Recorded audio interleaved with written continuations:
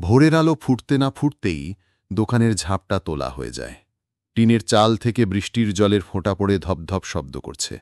চারদিকে ভিজে মাটির গন্ধ, আর সেদিকে তাকিয়ে ইন্দ্রর মনটা কিছুটা শান্ত। কিন্তু শান্তি তার জীবনে বড় অস্থায়ী। আজ সকালে ইন্দ্র দোকানে বসে হিসেবপত্র লিখছিল। পাড়ার এক পরিচিত মুখ দোকানে এলো, সুমনা, তার কলেজের সহপাঠী। বহুদিন পর দেখা। Hi Indra, remember me? Of course. How are you, Sumana? Good. I heard you're preparing for civil services. That's amazing. Indra কিছুটা অবাক।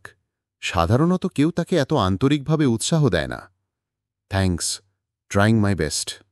সুমনা দোকানের দিকে তাকিয়ে বলল, you help your family and study too. That's not easy.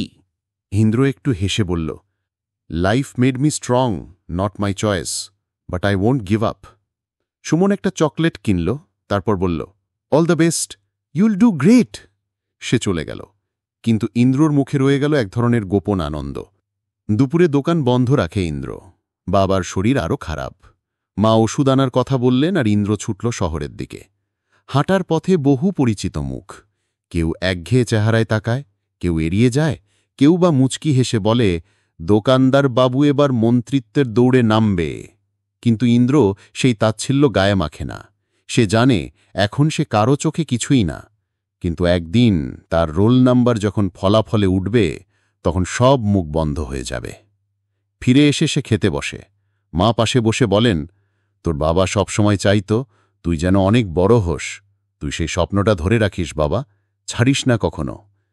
Indra মাথা নিচু করে বলে, তোমাদের মুখের হাসিটাই আমার লক্ষ্য মা, আর কিছু চাই না।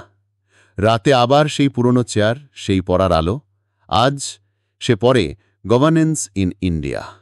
সাবজেক্ট কঠিন, মনও ক্লান্ত, কিন্তু সে থেমে যায় না। বুকের ভিতর একটা আগুন জ্বলছে। ছোট দোকানের ছেলেও সংসদ ভবনের সামনে দাঁড়াতে পারে যদি সে লড়তে জানে। আজ রাতে ঘুম আসে না। খাতা বন্ধ করে সে জানালার বাইরে তাকায়। আকাশে পূর্ণ চাঁদ। ইন্দ্রের চোখে প্রতিফলিত হয় সে আলো। তার ভিতরে তখন জন্ম নিচ্ছে এক নতুন বিশ্বাস। Impossible is just a word.